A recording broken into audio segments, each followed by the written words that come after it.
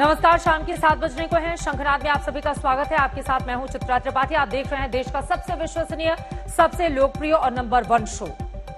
एक आदमी को भीड़ पकड़ती है और जानवरों की तरह पीटती चली जाती है।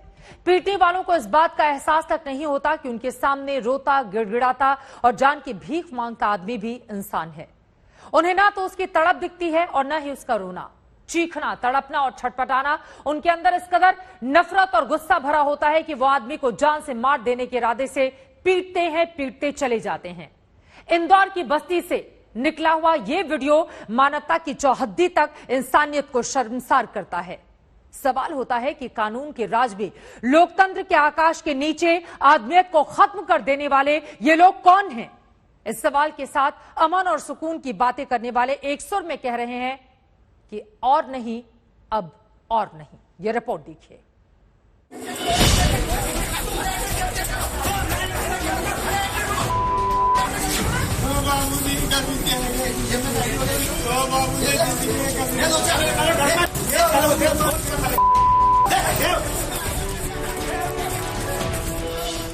आदमी की बस्ती में आदमखोर हो जाने की ये तस्वीरें अफगानिस्तान के बदखशान, बदगीश, बागलान, बाल्क, बमियन, कंधार, जाबुल या काबुल की नहीं है।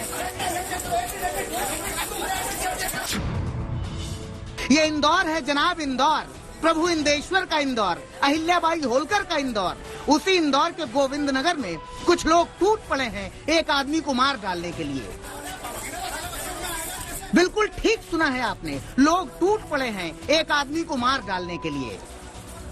काबुल में जिन्होंने आतंक मचाया है उनकी तरह इनकी दाढ़ी नहीं है, उनकी तरह इनके हाथ में AK-47 नहीं है, उनकी तरह चोंगा भी नहीं पहन रखा इन्होंने, लेकिन करतूतें बिल्कुल उन्हीं के जैसी ही हैं। इन तस्वीरों को देखते चलिए और सोचते चलिए कि काबुल की उन तस्वीरों को जो पिछले 10 दिन से आप लगातार देख रहे हैं। एक आदमी को दर्जन भर लोग मार रहे हैं। कोई चप्पल चला रहा है, कोई घूंसे बरसा रहा है, कोई कमर तोड़ देना चाहता है, कोई जबड़ा उखाड़ लेना चाहता है, कोई हाथ काट लेना चाहता है और कोई गर्दन टांग देना चाहता है।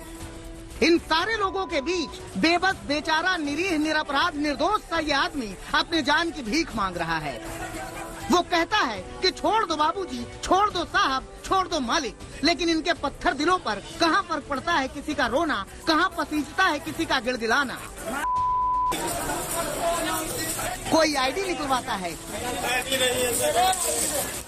कोई पैसे निकलवाता है, कोई आह्वान करता है कि कम से कम एक तो सब मारो इसे। एक तो सब मारो यार, एक सब साथ में ये भी कि इसका तो वीडियो बनाओ, इनको पीटने का भी वीडियो बनाओ, मगर इस तरह बनाओ कि किसी का चेहरा सामने ना आए। अरे भैया ऐसी बनाओ ना किसी का चेहरा नहीं आया, क्योंकि अभी इसको वायरल करो। मरणासन्न हो चुके इस आदमी का अपराध सुनेंगे तो दिल कांप जाएगा। ये चूड़ी वालान है, कांच की रंग बिरंगी चूड़ियां बेचकर अपने परिवार की भूख को रोटी के रंग से रंगता है। हरदोई का रहने वाला है और नाम है तस्लीम। 25 साल के तस्लीम ने इन 25 मिनट में बर्बरता की सारी कहानियां पढ़ ली। बर्बर दुनिया घूम ली उसने, इंसानों की शक्ल में शैतानों से साक्षात्कार कर लिया, वो भी सिर्फ 25 मिनट में। इन लोगों ने तस्लीम को इस इलाके में चूड़ी बेचने से मना किया था, लेकिन परिवार के लिए रोटी के इंतजाम की सोच ने तस्लीम को इसी मोहल्ले में आगे बढ़ा दिया। लेकिन उसके बाद जो हुआ वो मानवता की मिट्टी पलीत कर देने वाला था। अरे क्या हुआ आपके साथ? मारपीट हुई, चूड़ी ऐसे नाम बताए, ऐसे सर और ज्यादा मारने लगे। फिर 4-6 लोग को और बुला लिया और सर मारने लगे। हल्ला हो रहा है, फिर जवाब पिटाई करने वाले कहते हैं कि इस आदमी ने छेड़खानी की थी और इसे छेड़खानी की सजा दी गई है। थोड़ी देर के लिए मान भी लिया जाए कि इस आदमी ने चूड़ी बेचने के बहाने छेड़खानी की, मगर ये कैसे मान लिया जाए कि उसकी सजा इस तरह से दी जाए? ये कैसे मान लिया जाए कि एक आदमी को कीड़े मकोड़े की तरह मसल देने की कोशिश की जाए? क्या इंदौर में कोई पुलिस थाना, कोई कानून, कोई अदालत नहीं बची थी जो फैसला सुनाने और सजा देने ये लोग निकल आए? तो तो सुनो इंदौर वालों, तुम्हारे दामन पर चंद आतताइयों ने वो दाग लगाया है जो जहन में जब जब आएगा शर्म से सर झुक जाएगा। इंदौर से धर्मेंद्र के साथ रवीश और हेमेंद्र शर्मा, भोपाल, आज तक। सही गलत से इतर इन तस्वीरों ने सभ्यता की सारी संज्ञा, सारी सर्वनामों को शर्मिंदा किया है, मगर इसके आगे सियासत ने जो किया है वो और भयानक है। कायदा तो ये कहता था कि चूड़ी बेचने वाले की पिटाई करने वालों को कैद खाने में डाल देना चाहिए, लेकिन मध्य प्रदेश की सरकार ने पिटाई के सवाल से पहले पहचान का सवाल खड़ा कर दिया है। साफ लफ्जों में कह दिया गया है कि पिटाई करने वाले गलत हैं या नहीं, ये बात की बात है। आज की बात है कि चूड़ी बेचने वाला गलत था। साफ साफ कहा जा रहा है कि पिटाई तो रिएक्शन थी, पहले एक्शन की बात करो जो चूड़ी बेचने वाले ने धर्म छिपा कर किया था। इसे सुनिए, आपको कहना पड़ जाएगा और नहीं, अब और नहीं।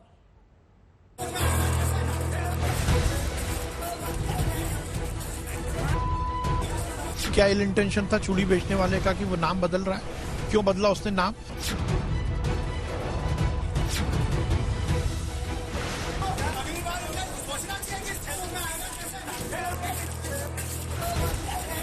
पिटा और पीटने की बात नहीं है, वो गलत कर रहा था भाई। तो बताइए मंत्री जी, चूड़ी बेचने वाला गलत कर रहा था इसलिए हैवानों की तरह पिटाई सही कह दी जाए? चूड़ी बेचने वाले ने नाम सही नहीं बताया तो चमड़ी उधेड़ देने को सही ठहरा दिया जाए? चूड़ी बेचने वाले ने आधार कार्ड नहीं दिखाया तो बीच चौराहे पर उसे मार मार के लत्ता बना दिया जाए? मध्य प्रदेश के चिकित्सा शिक्षा मंत्री विश्वास सारंग को सुनिए, आपको ये पिटता हुआ आदमी अपराधी लगने लगेगा जैसे मंत्री जी को लगता है। ये फिर मैं निवेदन करना चाहता हूँ, आप रिएक्शन पर मत जाइए, आप एक्शन पर जाइए कि व्यक्ति ने नाम क्यों बदला। ये आंतरिक सुरक्षा से जुड़ा हुआ मामला है। मैंने और आपने तो नाम नहीं बदला अपना। क्या इल इंटेंशन था चूड़ी बेचने वाले का कि वो नाम बदल रहा है? क्यों बदला उसने नाम? दिक्कत यही आ जाती है कि हम जो रिएक्शन है उस पर बातचीत करने लगते हैं, तो जो एक्शन है उस पर जो जांच होनी है और उस पर जो कार्रवाई है वो मध्यम हो जाती है। इस देश की दिक्कत ये आ गई है कि हम रिएक्शन जो हुआ वो सही है गलत है उस पर बाद में चर्चा करिए, पर सबसे पहले जो एक्शन हुआ है उस व्यक्ति ने नाम बदलकर अपनी आइडेंटिटी क्यों छुपाई? इस देश में ऐसा क्या कारण था कि वो आइडेंटिटी छुपाकर चूड़ी बेचने का काम कर रहा है? क्या जरूरत थी उसको? क्या इस पर बातचीत नहीं होनी चाहिए? एक्शन का रिएक्शन, अर्थ समझिए इसका। मंत्री जी कहते हैं कि एक्शन उस आदमी का था जिसके बदन पर धारियां उकेर दी गईं। मंत्री जी का कहना है कि एक्शन उस आदमी का था जिसकी हिचकियों को उसी के सीने में दफन कर देने की कोशिशें हुई। और हाँ, मंत्री जी का ये भी कहना है कि ये जो पिटाई हुई है ये रिएक्शन है, इसलिए रिएक्शन पर कोई बात बाद में होगी, पहले एक्शन पर बात कीजिए। अब मध्य प्रदेश के गृह मंत्री को सुनिए, जान की भीख मांगता हुआ ये आदमी आतंकवादी लगने लगेगा जैसे मध्य प्रदेश के गृह मंत्री को लगता है। पिटा और पीटने की बात नहीं है, वो गलत कर रहा था भाई। आप अगर जाति छुपाओगे, मैं अगर जाति छुपाऊंगा, वो गलत है। आधार कार्ड दो मिलेंगे, गलत है। जो गलत है उस पर तो कार्रवाई कहो ना। आप उसको सांप्रदायिक रंग क्यों देने की कोशिश कर रहे हैं? हो सकता है कि मार खाते, कराहते, दम तोड़ते, रिरियाते और गश खाकर गिर जाते उस आदमी ने गलत किया था, लेकिन जिन्होंने पीटा उन पर तो मध्य प्रदेश की सरकार बात तक करने को तैयार नहीं है। लेकिन सामाजिक शर्म की इन तस्वीरों ने बीजेपी के खिलाफ कांग्रेस को आवाज बुलंद करने का मौका दे दिया। एक व्यक्ति को, निर्दोष व्यक्ति को एक जाति पूछी जाती है और जाति पूछने के बाद उसको मारा जाता है। वो बेइंतहा मारने के बाद उसके ऊपर मुकदमा भी उसकी तरफ से एफआईआर नहीं कराई जाती, भयभीत होता है वो व्यक्ति। तो सरकार क्या चाह रही है? तो सीधा सीधा सरकार के संरक्षण में ये हो रहा है। और खुद गृह मंत्री वहां के प्रभारी मंत्री भी हैं, तो इतना दबाव था पुलिस के ऊपर कि मतलब कानून की व्यवस्था इस तरह तो हमने कभी नहीं देखी कि एक व्यक्ति पिटा हो, घबराया हो, चीखे मार रहा हो, दहाड़े मार रहा हो, पब्लिकली पिट रहा हो और उसके बाद पुलिस ये कह रही हो कि अभी आवेदन लेंगे फिर बात करेंगे।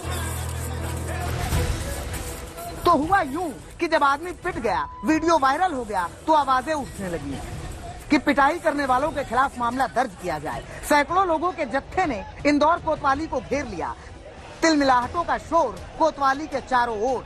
पुलिस को ये नागवार गुजरा। अगर कोई घटनाक्रम है तो उसको जो है शांति से आप जाइए, थाने पर रिपोर्ट करिए। यदि थाने पर अपनी कार्रवाई नहीं होती तो वरिष्ठ अधिकारियों को रिपोर्ट करिए। अगर पुलिस तब भी कार्रवाई नहीं करे तब निश्चित रूप से आपको इस तरह से झुंड में आना चाहिए। परंतु इस तरह से झुंड में आना, कानून व्यवस्था की स्थिति को बिगाड़ने का प्रयास करना, शहर की शांति को दांव पर लगाना, ये कतई क्षम्य नहीं है। तो हुआ ये कि पुलिस ने प्रदर्शन कर रहे लोगों के खिलाफ मामला दर्ज कर लिया। बात इतनी ही होती तो भी ठीक थी, लेकिन आरोप ये भी लगाया गया कि पीएफआई और एसडीपीआई ने इंदौर का माहौल खराब करने के लिए साजिशन इस भीड़ को कोतवाली के बाहर इकट्ठा किया। लेकिन सवाल तो पीछे छूट गया, उसका क्या हुआ उस आदमी का जो जानवरों की तरह पीटा गया। तो पुलिस बता रही है कि 3 नामजद 25 अज्ञात लोगों के खिलाफ केस दर्ज कर लिया गया है। 2 लोगों को गिरफ्तार भी किया गया है, लेकिन उस आदमी के खिलाफ भी कार्रवाई की जाएगी जो अपनी पहचान छिपाकर चूड़ियां बेचने निकला था। पिटाई का ये वीडियो अब जमकर वायरल हो रहा है, लेकिन हैरानी की बात यह है कि इस पूरे मामले में जिस शख्स की पिटाई हुई है, अब उसे ही अपने धर्म को छिपाने का आरोप लगाकर निशाने पर लिया जा रहा है। पुलिस कह रही है कि चिंता मत कीजिए, सख्त कार्रवाई करेंगे। एफआईआर की जा चुकी है। जिन धाराओं में फरियादी ने चाहा उन धाराओं में एफआईआर हुई है और वीडियो हमारे पास में है। जो लोग उसमें मारपीट कर रहे हैं उनकी पहचान की जा रही है और सभी के खिलाफ जो कानून सम्मत कार्रवाई है, सख्त कार्रवाई है, वो सख्त कार्रवाई की जाएगी। तो कार्रवाई करते रहिए साहब, लेकिन अल्पसंख्यक आयोग ने अपने से संज्ञान लेते हुए आपके डीएम साहब से रिपोर्ट मांग ली है। रिपोर्ट तैयार रखिएगा, देनी पड़ेगी, वो भी 7 दिन के भीतर।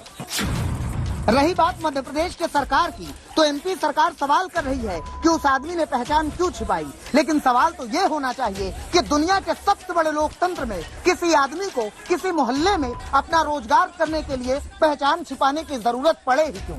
सवाल तो ये होना चाहिए कि भारत जैसे देश में चंद आतताई किसी आदमी को घेर कर मारने की कोशिश कैसे कर सकते हैं। सवाल तो ये होना चाहिए कि वो टोनी हो, तुषार हो, तुषविंदर हो या तस्लीम, किसी भी मोहल्ले में उसे आने जाने से रोका क्यों जाना चाहिए।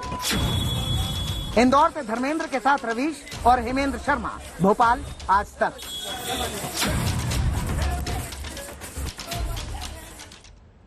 इंदौर की इस घटना के बाद भारतीय राजनीति की धुरी बन गई जाति की राजनीति की बात अब कर लेते हैं। जाति की राजनीति इस देश की चुनावी सियासत के शिराओं में दौड़ती है, इसीलिए जिसका जहां जब भी सद्धता है वहां वो जाति की राजनीति करता है। लेकिन इस बार बिहार से जाति की राजनीति पर मोर्चा खोला गया है। बिहार के सीएम नीतीश कुमार की अगुवाई में 11 नेताओं का सर्वदलीय जत्था आज प्रधानमंत्री नरेंद्र मोदी से मिला। दल ने पीएम से जातिगत जनगणना कराने की मांग की है। तेजस्वी हो या नीतीश, अखिलेश हो या डीएमके के नेता, सबका कहना है कि और नहीं अब और नहीं, जातीय जनगणना पर देरी और नहीं।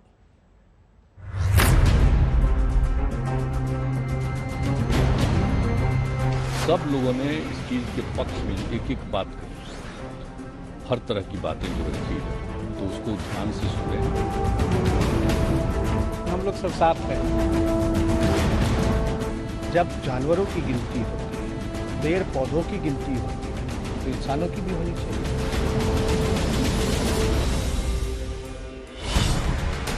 बात जाति की, सियासत मंडल वाली और कोशिश पिछड़े वर्ग के वोटरों को साधने की। जातिगत जनगणना पर बिहार के दलों की लामबंदी का लब्बोलुआब यही है।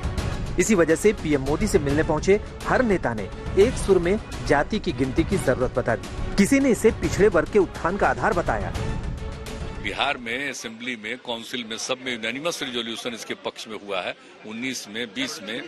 तो हम लोग इसकी सूचना भी दिए और इस बार भी जो मिलने का समय मांगे उसमें उन बातों का जिक्र करके, और आज सारी बात को हम लोगों ने कहा, सब लोगों ने कहा, 10 पार्टी के सब लोगों ने कहा। कौन ऐसी पार्टी जिसमें बीजेपी भी है, सब पार्टियां हैं।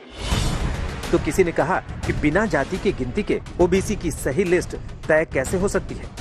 आंकड़े आपके पास होंगे तब तो आप तय कीजिएगा, तब आप किया जाएगा। और इसमें सब लोग, ये तो ऐतिहासिक काम हुआ और पहली बार हमको लगता है कि किसी राज्य के द्वारा सभी पार्टियां, जिसमें बीजेपी भी इंक्लूडेड है, उन सब ने मिल करके जो है 2 बारी बिहार विधानसभा से पारित किया। हिंदुस्तान की सियासत में ऐसे संयोग कम ही नजर आते हैं जब सत्ता के धुर विरोधी किसी मुद्दे पर साथ कदम ताल करते नजर आए। लेकिन इस बार पिछड़े वर्ग के वोटों का ऐसा सियासी पेच फंसा है कि कोई भी ढील देने को तैयार नहीं है। हर किसी के पास जातीय जनगणना की मांग को लेकर अपनी अपनी दलील है और अपने अपने दावे हैं। ये प्रथम बार ऐसा हुआ है नहीं, बहुत पहले भी होता रहा है बिहार में कि जब कभी नेशनल अंतर्राष्ट्रीय मुद्दा होता है तब पक्ष विपक्ष दोनों साथ है। इस बार भी भाजपा के प्रति सब लोग ऐसा कह रहे थे कि भाजपा नहीं चाहती है जातीय जनगणना, तो भाजपा का भी डेलीगेट है और एक डेलीगेशन में आया हुआ स्पष्ट रूप ने कहा कि वह जातीय जनगणना हो, इसमें किसी को कोई ये नहीं है, हम लोग सब साथ हैं। लेकिन इस लामबंदी के बीच लाख टके का सवाल ये है कि क्या पीएम मोदी जातीय जनगणना की मांग मानेंगे। एक और बात ये भी कि आखिर वो क्या दुविधा है जिसे लेकर केंद्र जातिगत जनगणना की मांग अब तक मान नहीं रहा। दरअसल ओबीसी जातियों की हिस्सेदारी घटने या बढ़ने का सीधा असर मौजूदा राजनीतिक समीकरण पर पड़ सकता है। ओबीसी वोटरों ने पूरे देश में बीजेपी को बड़ी ताकत दी है। जातीय जनगणना से इस गणित पर सीधा असर पड़ने की उम्मीद है। एक और बड़ी बात आरक्षण को लेकर है, क्योंकि जातीय आंकड़े सामने आने के बाद तमाम जाति आरक्षण को लेकर नया आंदोलन खड़ा कर सकती है। इसके सियासी मायने अगर आप निकालें तो कहीं ना कहीं जो मंडल से जुड़ी हुई पार्टियां हैं, मंडल पॉलिटिक्स से जुड़ी हुई पार्टियां हैं, वो लामबंद हो रही हैं बिहार में। और ये कहीं ना कहीं इशारा भी कर रहा है कि 2024 से पहले क्या समीकरण बदलेंगे। जो सियासी पंडित है वो ये भी कह रहे हैं कि 2022 के बाद ही सियासी माहौल जो है वो देश का बदल सकता है। 2022 में 5 महत्वपूर्ण राज्यों में चुनाव होने हैं, उत्तर प्रदेश में चुनाव होना है और उत्तर प्रदेश में जो नतीजे आएंगे वो 2024 के लिए आगे का जो परिदृश्य है वो तय करेंगे। ऐसा नहीं है कि पिछड़े वर्ग को लेकर जारी पॉलिटिक्स सिर्फ बिहार तक सीमित है। पूरे देश में तमाम दल जातीय जनगणना को लेकर माहौल बना रहे हैं। तमाम दलों के दबाव के चलते ही यूपीए सरकार के दौरान साल 2011 में जातिगत जनगणना कराई गई थी, लेकिन इस रिपोर्ट में कमियां बताकर जारी नहीं किया गया था। साल 2018 में केंद्रीय गृह मंत्री की हैसियत से राजनाथ सिंह ने 2021 की जनगणना में जातियों को गिनने का भरोसा दिया, लेकिन बाद में सरकार जातियों का आंकड़ा बताने के वादे से पीछे हट गई। लेकिन अब इस मुद्दे पर तमाम दल साथ आ रहे हैं और कोशिश केंद्र पर नए सिरे से दबाव बनाने की है, जिस पर केंद्र को जल्द अपना रुख साफ करना होगा। दिल्ली से अशोक सिंघल और हिमांशु मिश्रा के साथ आज तक ब्यूरो। कहते हैं खरबूजे को देखकर खरबूजा रंग बदलता है, कहते होंगे इसे कहावत, मगर पंजाब में ये कहावत सच साबित हुई है। नवजोत सिंह सिद्धू के बड़बोलेपन से कांग्रेस में कोहराम मचता ही रहा है, मगर अब जो कोहराम मचा है वो सिद्धू के 2 सलाहकारों के बयानों की वजह से मचा है। एक सलाहकार ने कश्मीर और पाकिस्तान पर विवादित बयान दिया, तो वहीं दूसरे ने पूर्व पीएम इंदिरा गांधी के कार्टून से विवाद खड़ा कर दिया। इनके विवादित बोल के बाद तो सिद्धू को भी कहना पड़ेगा, और नहीं अब और नहीं।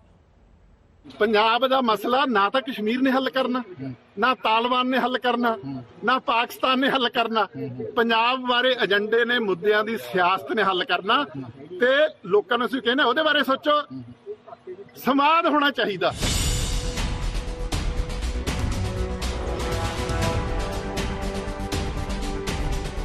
तो सोचिए ना साहब, बातचीत करिए ना साहब, लेकिन किस मसले की बात कर रहे हैं? पंजाब कांग्रेस के नए नए अध्यक्ष, सिद्धू के नए नए सलाहकार। पंजाब में आखिर ऐसा क्या हो गया कि माली साहब को पाकिस्तान से लेकर तालिबान सबकी याद आ रही है?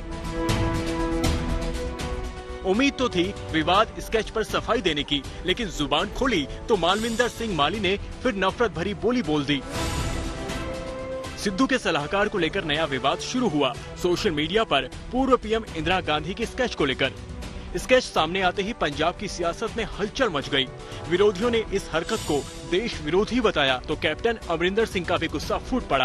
कैप्टन ने 2 टूक शब्दों में कह दिया, जिस मामले में जानकारी नहीं हो उस पर सिद्धू के सलाहकार को मौन ही रहे तो बेहतर होगा। लेकिन शायद सिद्धू के सलाहकार अपनी गलती मानने को तैयार ही नहीं।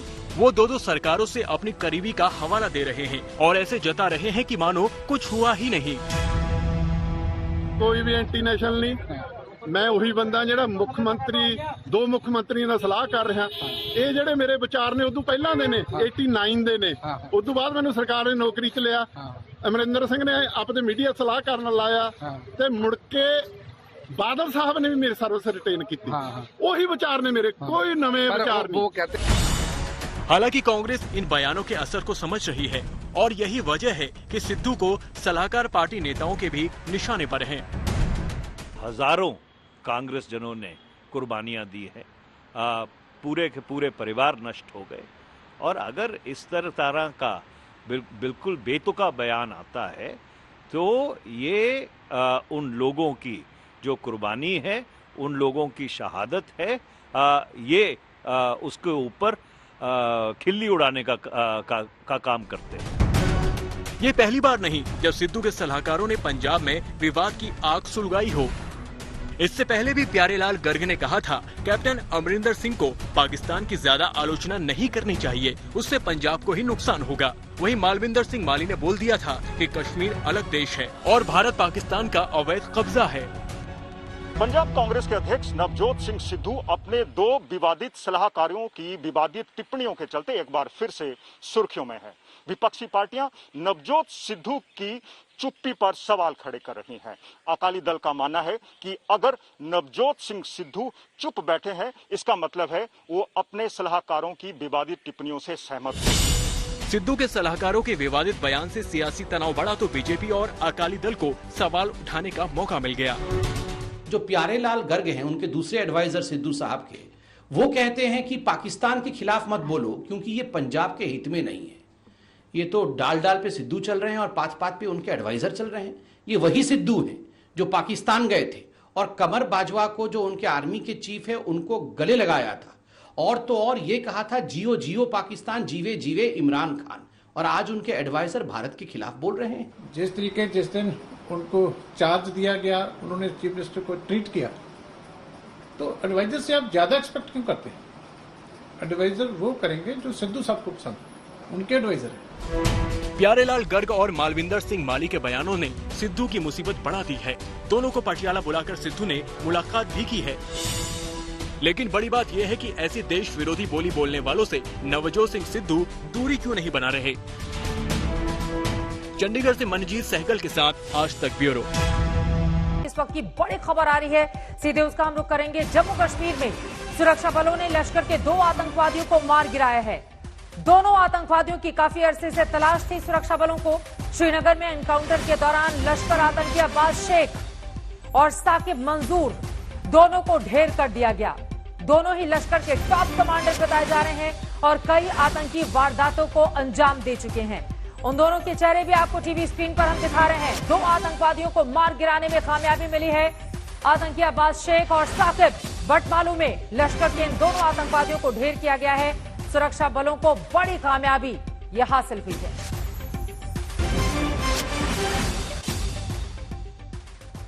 इस खबर से जुड़ी हुई जैसे और जानकारी आती है आप तक पहुंचाते रहेंगे। और अब आगे बढ़ते हुए आपको दिखाते हैं तालिबान राज की आंखों देखी। जी हां, तालिबान अफगानिस्तान को बर्बाद करने पर लगा हुआ है। अफगानिस्तान लोगों की जान का दुश्मन वहां पर बन चुका है तालिबान राज में काम करना मुश्किल है, जान बचाना मुश्किल है। ये हम नहीं कह रहे, ये कह रहे हैं अफगानिस्तान से लौटे भारतीय। आज भी 146 भारतीय अफगानिस्तान से दोहा होते हुए राजधानी दिल्ली पहुंचे। इन्हें ऐसा लग रहा है जैसे जिंदगी दोबारा मिल गई हो। देखिए।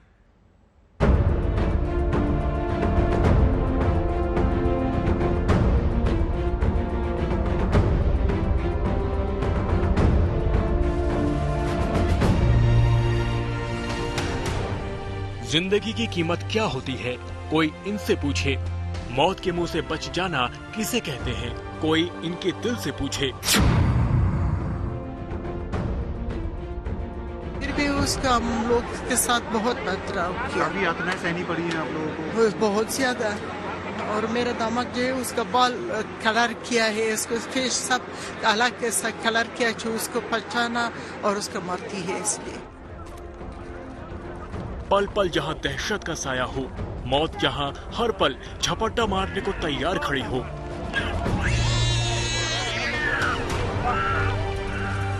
वहां से जान बचाने के बाद का सुकून क्या होता है, जरा देखिए इन बच्चों को।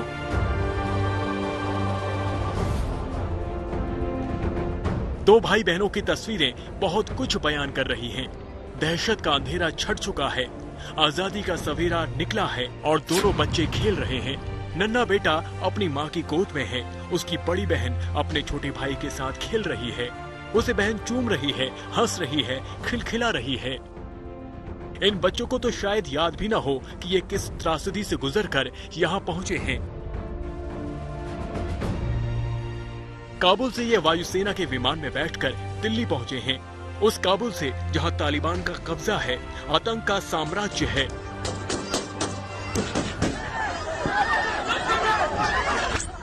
जहां मां को पता नहीं कि उनके बच्चों का भविष्य क्या होगा, खुद की जान को दांव पर लगाकर वो बच्चों को एयरपोर्ट के भीतर फेंक रही है ताकि उनके बच्चों की जान बच जाए। दुनिया में पहली बार ऐसा दिल दहला देने वाला नजारा काबुल एयरपोर्ट पर दिखाई दिया, जहां हवाई जहाज के आगे और पीछे भागते हुए लोग दिखाई दिए।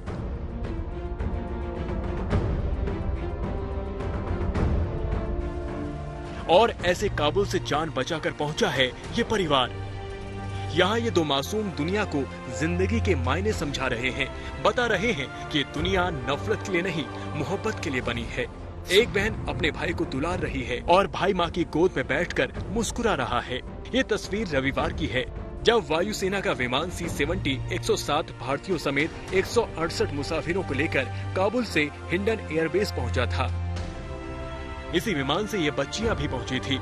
ऐसे कई और बच्चे भारत पहुंचे हैं, जिनकी जिंदगी से अब तालिबान की काली छाया छट चुकी है। काबुल से जो भारत लौट आए हैं वो तो सुकून में हैं, लेकिन अभी तमाम जिंदगियां वहां फंसी हैं।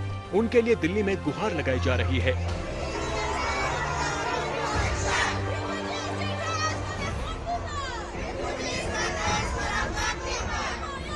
देखिए, इस भीड़ में बच्चे हैं, नौजवान हैं, बुजुर्ग भी हैं, अपने लिए रिफ्यूजी स्टेटस की मांग कर रहे हैं। इन अफगानियों के बच्चे भी समझ रहे हैं कि तालिबान ने उनके देश का क्या हाल कर दिया है। यही कि हम रिफ्यूजी कर ले और हम अफगानिस्तान आ जाए। पाकिस्तान के लोग तालिबान के लोग हमारे अफगानिस्तान को इतना खराब किया है कि हुआ है, पर महिलाओं का बाहर जाना या पढ़ाई करना या उनकी बच्चों का खाना पीना, उनके मर्दों को आतंकवादी की तरह जो लोग जाते हैं अपने देश को बचाने, वैसे हमारा देश जाता है। हम डिमांड कर रहे हैं कि हम अफगानिस्तान जाए, लेकिन तालिबान चाहता है कि हम अफगानिस्तान नहीं जाए। अफगानिस्तान हमारा घर है, अफगानिस्तान हमारा माँ बाप है, अफगानिस्तान हमारी जिंदगी है, लेकिन तालिबान उसको तबाह बर्बाद कर रहे हैं। तालिबान चाहते हैं कि अफगानिस्तान का सारी दुनिया उसका हो जाए, लेकिन सब कोशिश कर रहे हैं कि अफगानिस्तान को और मिला, लेकिन तालिबान कोशिश कर रहे हैं कि अफगानिस्तान कभी लड़वाना आता है, लेकिन कहता तालिबान को हम मरा, लेकिन वापस जिंदा होता है।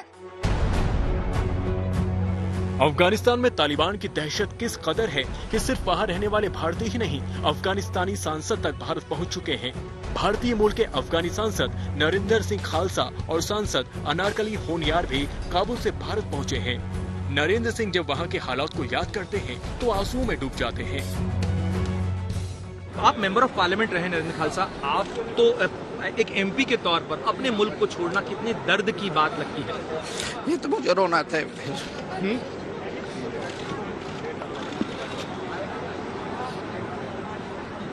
अफगानिस्तान में हमारे पीढ़ियों से रह रहे थे, इस तरह हालात जो एक हमने नहीं देखा, तो जो आप देख रहे हैं उधर सब कुछ हमारे एरिया सब कुछ खत्म हुआ।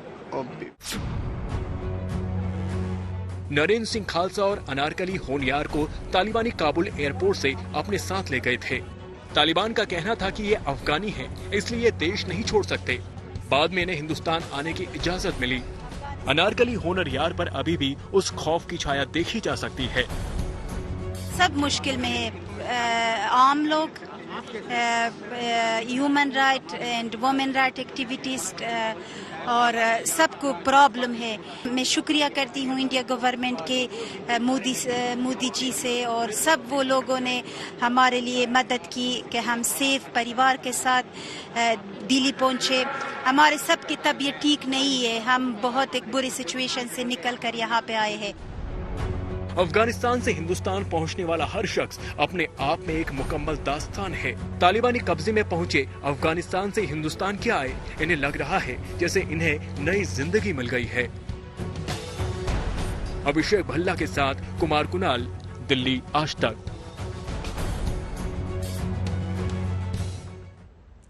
उधर तालिबान दुनिया को संदेश दे रहा है कि अब वो पहले की तरह ना तो कट्टर है और ना ही हिंसक, लेकिन हकीकत यह है कि तालिबान का चरित्र बदला नहीं है। अफगानिस्तान से लौट कर आए लोग बता रहे हैं कि तालिबान राज में जीना कितना मुश्किल है।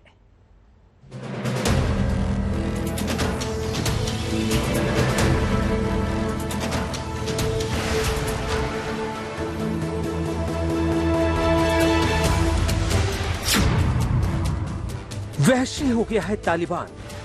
आपके पास अच्छी गाड़ी हो वो गाड़ी छीन लेते हैं। उन्होंने अपने बैरिकेड लगाए हैं और चेक पॉइंट्स गाड़ी छीन लेते हैं। हाँ, गाड़ी छीन लेते हैं। आपके साथ मतलब आदमी सिक्योर फील नहीं कर सकता। आप अच्छी गाड़ी में बाहर नहीं आ सकते, आप अच्छी पोजीशन में बाहर नहीं जा सकते। एक डर सा है लोगों में।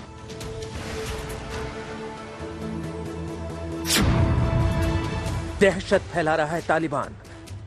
सर इस टाइम तो बहुत बुरी स्थिति है, इस टाइम तो बहुत बुरी हालत है, लेकिन जब तक हम निकले थे तब तक इतना ज्यादा नहीं था, तब तक स्टार्टिंग थी वो। उसके बाद में जैसा हुआ है वैसा तो हमने भी न्यूज़ों में देखा, जैसा आप लोग देख रहे हो, जैसा बता रहे हो, लेकिन अब कैसा है कितना है इसके बारे में हम कुछ नहीं बोल सकते। तालिबान राज में जान का संकट। और वहाँ पर तो बहुत डेंजर है, क्योंकि बाहर जितने भी है तालिबान है हाथ लेके खड़ा है, वो फाइट कर रहा है, बच्चे लोग को मार रहा है, छोटे छोटे बच्चों को पीट रहा है, बड़े बड़े बुजुर्गों को पीट रहा है वहाँ पर। अफगानिस्तान में तालिबान राज में ना तो इंसान महफूज है और ना ही इंसानियत।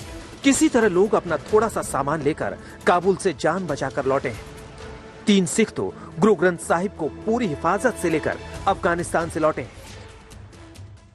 जी नमस्ते सर, ये देखो ये गुरु ग्रंथ साहिब महाराज गाड़ी में बैठे हैं, संगत उतर गई है और बस हम प्लेन की तरफ जा रहे हैं। धन्यवाद करते हैं गवर्नमेंट ऑफ इंडिया का, नरेंद्र मोदी का, मिनिस्ट्री ऑफ एक्सटर्नल अफेयर्स का और पुनीत सिंह जी का और पीपल ऑफ अफगानिस्तान का कि हमको यहाँ से हेल्प करके निकाल रहे हैं और थैंक यू करते हैं। बहुत बहुत धन्यवाद तो सारा। तालिबान ने 15 अगस्त को काबुल पर कब्जा कर लिया, लेकिन इसकी आहट तो बहुत पहले ही आ चुकी थी। भारतीय दूतावास ने अपने नागरिकों को महीने भर पहले तालिबानी खतरे से आगाह कर दिया था।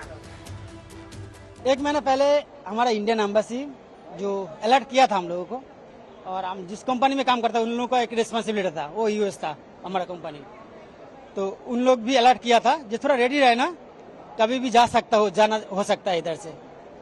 तो सडनली आ गया था, तो उसका पहले रात को हम लोगों सबको एम्बेसी खाली किया था। 15 अगस्त को काबुल पर तालिबानी कब्जे के बाद से ही वहां लोगों की जान हलक में फंस गई थी। लोगों ने तालिबानियों की वहशत पहले ही देख रखी है। इस बार कुछ बदला नहीं है। गनीमत है कि जान बच गई। भारत सरकार ने इन्हें सही समय से एयरलिफ्ट करवा लिया। बहुत गंदे हालात हैं वहाँ, तालिबान थे, बहुत हालात सही नहीं थे। एयरपोर्ट बार बार आना पड़ रहा था, बहुत फायरिंग वगैरह थी, बहुत जालिम वहशी दरिंदे लोग हैं, तो बहुत मुश्किलों से बस यहाँ पहुँचे। नहीं, दर्द तो होता है। 4 दिन नींद भी नहीं आया, क्या करें। 4 दिन नींद भी नहीं आया, काफी टेंशन में था, घर वालों भी टेंशन में था। चलो कोई नहीं है, बस सब ठीक है इंशाल्लाह। इधर पहुँच गया, अपना देश पहुँच गया, बस इतना है। जो लोग तालिबानी चंगुल से छूटकर अफगानिस्तान से हिंदुस्तान पहुंचे हैं, इन्हें तो नई जिंदगी मिल गई, लेकिन अभी भी 400 से ज्यादा भारतीय अफगानिस्तान में फंसे हैं। सरकार उनकी वापसी के इंतजाम में लगी है। आशुतोष के साथ सुशांत मेहरा, दिल्ली आज तक। तालिबान ने 15 अगस्त को ही अफगानिस्तान पर कब्जा कर लिया था। वहां से जो तस्वीरें आ रही थी, उन्हें देखकर वो लोग दहल जा रहे थे जिनके अपने वहां पर फंसे थे। यही कारण है कि जब लोग अपने वतन लौटे, अपने घर पहुंचे, तो पूरे गांव में उत्सव हो गया। कहीं मिठाइयां बटी तो कहीं गाजे बाजे के साथ स्वागत किया गया। जान है तो जहान है। अफगानिस्तान में किसी तरह जान बचाकर जब अपने घर वालों से मिले तो आंखें छलक गईं। ये तस्वीरें देहरादून की हैं, जहां के 16 नागरिक अफगानिस्तान से लौटे हैं। ऐसा लग रहा है जैसे नई जिंदगी मिली है। तो खुशी तो बहुत हुई, इतनी खुशी हुई कि पूछो मत। अब हम बयान नहीं कर सकते कि कितनी खुशी हुई हमें।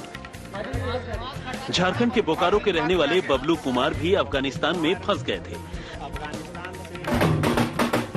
काबुल में हो रही गोलीबारी में तो उन्हें लग रहा था कि घर पहुंच ही नहीं पाएंगे, लेकिन किस्मत ने साथ दिया। बबलू रांची के हवाई अड्डे पर पहुंचे। उसके बाद वहां से बोकारो गए, जहां गाजे बाजे के साथ उनका स्वागत किया गया। तो हम लोग तो उससे ज्यादा खौफ में थे, क्योंकि जब वहाँ का रहने वाले लोग जब नहीं रुकना चाहते हैं तो हम लोग को तो और भी ज्यादा खौफ आता है। मेरा बहुत डर था जी। अफगानिस्तान के एक स्टील प्लांट में जीएम के पद पर तैनात जौनपुर के मयंक सिंह जब घर पहुंचे तो घर में उत्सव का माहौल हो गया। परिवार वालों ने मिठाइयां बांटी, बहनों ने भाई की कलाई पर राखी बांधी। परिवार के बीच में आने की खुशी तो है ही है, हम सब को सुला गए, परिवार वाले भी खुश हैं आने की वजह से।